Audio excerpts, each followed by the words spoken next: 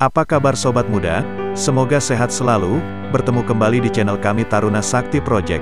Terima kasih atas dukungan kalian selama ini, dalam membangun channel ini untuk dapat terus berkembang. Jangan lupa, untuk like, comment, subscribe channel ini.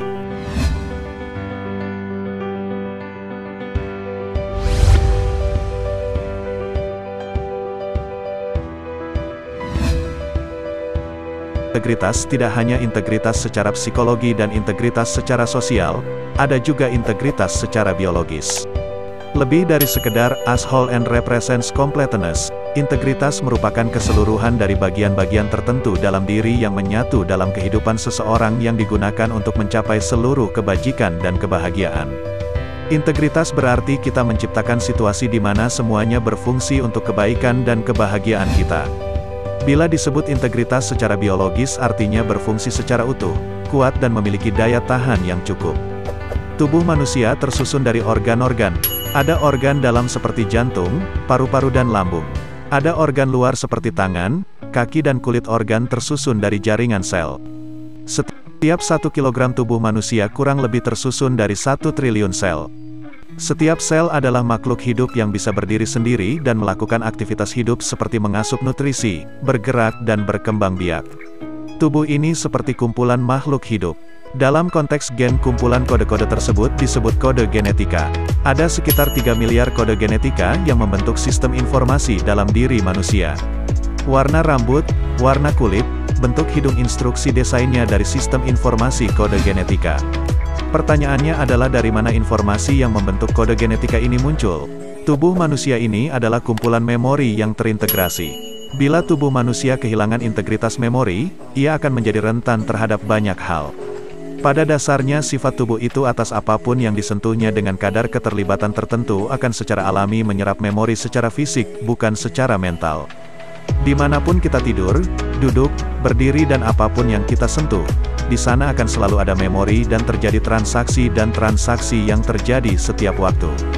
Hubungan seks adalah sesuatu yang mengakibatkan seseorang mengambil sejumlah besar memori dari orang lain. Jika kita melakukan hubungan seks di luar nikah akan membuat memori itu menjadi berlebihan dan sangat rumit. Ketenangan hidup akan lenyap dengan memori yang berlebihan. Secara lahiriah tampak ada kesenangan, tetapi sesungguhnya tidak akan ada ketenangan dalam hidupnya. Ketenangan adalah kunci utama kebahagiaan. Ini bukan hanya dengan hubungan seks di luar nikah, zina, termasuk hal-hal yang mendekati hubungan seks. Demi untuk menjaga integritas memori diri inilah beberapa agama seperti Islam, Kristen Ortodoks, Yahudi Ortodoks mewajibkan kepada wanita untuk berhijab, menjaga jarak dan tidak boleh bersentuhan terutama terhadap yang bukan mahram, halal dinikahi, serta menjaga pandangan terhadap lawan jenis. Dampak seks di luar nikah tidak hanya berhubungan dengan biologis. Secara biologis, seks di luar nikah selain membuat hancurnya integritas memori tubuh juga beresiko tinggi infeksi menular seksual seperti gonore, klamidia, sifilis, herpes, kutil kelamin, bahkan HIV/AIDS. Dari dampak biologis ini menimbulkan dampak sosial yakni pembunuhan janin, aborsi, penderitaan anak karena kelahiran tanpa asuhan ayah dan atau ibu kandungnya, kekerasan dalam keluarga dan perceraian suami istri. Untuk kasus aborsi yang terjadi di Indonesia saja, menurut data Komisi Perlindungan Anak Indonesia, KPAI, tahun 2020, ada 2 juta kasus aborsi ilegal setiap tahunnya, dan 30% dilakukan oleh kalangan remaja.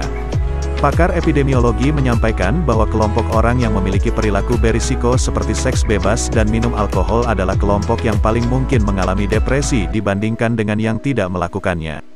Tanpa dihubungkan dengan hukum agama tertentu seperti benar, halal, salah, haram, cukup dengan menyajikan hasil riset, data dan fakta menunjukkan dampak yang begitu mengerikan.